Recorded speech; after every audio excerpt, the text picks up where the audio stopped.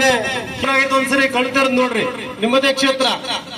ಅಲ್ಲಿ ಸರಿಯಾದ ಶಿಕ್ಷಕರಿಲ್ಲ, ಕೇವಲ ಗೆಸ್ಟ್ ಟೀಚರ್ ಮೇಲೆ ಶಾಲೆ ನಡೀತಾ ಇದೆ.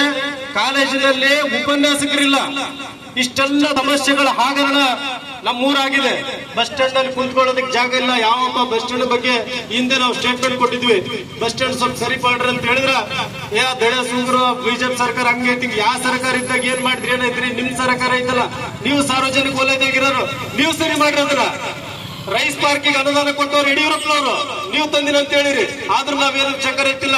ಅಲ್ಲಿ ಹೋಗಿ ರೈತರು ರಾಶಿ ಹಾರಾಕ್ಬೇಕಾದ್ರೆ ಮೊದಲಲ್ಲಿ ಕಂಡ ತುಂಡ ಬಾಟ್ಲಿಗಳನ್ನು ಆರಿಸಬೇಕಾಗಿದೆ.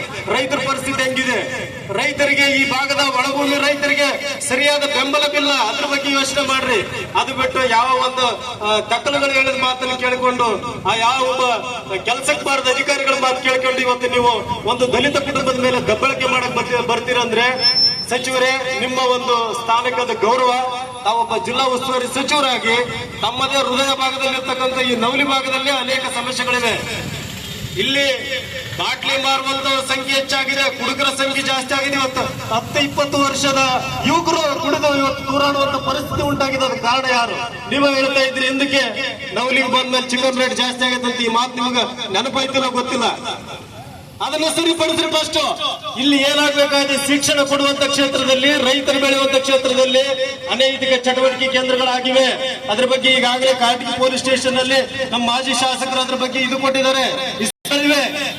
ಹಗಲುಗಾರಿಕೆ ದಂಧೆಗಳಿದಾವೆ. ಅದೆಲ್ಲದ್ರ ಬಗ್ಗೆ ಯೋಚನೆ ಮಾಡದೆ ತಾವ್ ಯಾವ್ದೋ ಒಂದು ಕುಟುಂಬದ ಮೇಲೆ ಒಂದು ದಬ್ಬಾಳಿಕೆ ಮಾಡ್ತೀರಂದ್ರೆ ಸರಿಯಲ್ಲ.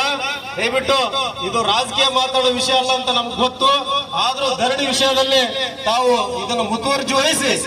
ನಮ್ಮೂರಿನ ಮೂಲ ಈಗಾಗಲೇ ಹೇಳಿದ್ರು, ನಾವಿಂದ ಧರಣಿ ಮಾಡ್ತೀವಿ ಅಂತ 2-3 ದಿನದ ಹೇಳಿದ ತಕ್ಷಣ ಪಂಚಾಯತಿ ಜಾಗದ ಹಾಕಿಂಡ್ರೆ ಅಂಗಡಿ ಕಿತ್ತಿಸ್ತಾರ, ನಿಮ್ಮ ಮೇಲೆ ಹಂಗ್ ಮಾಡ್ತಾರ ಅಂತೇಳಿ ಸುಳ್ಳು ಸುದ್ದಿ ಎಬ್ಬಿಸುವಂತದ್ದು ಕೆಲಸವನ್ನ ನಿಮ್ಮ ಹಿಂಬಾಲಕರು ಮಾಡಿದ್ರು.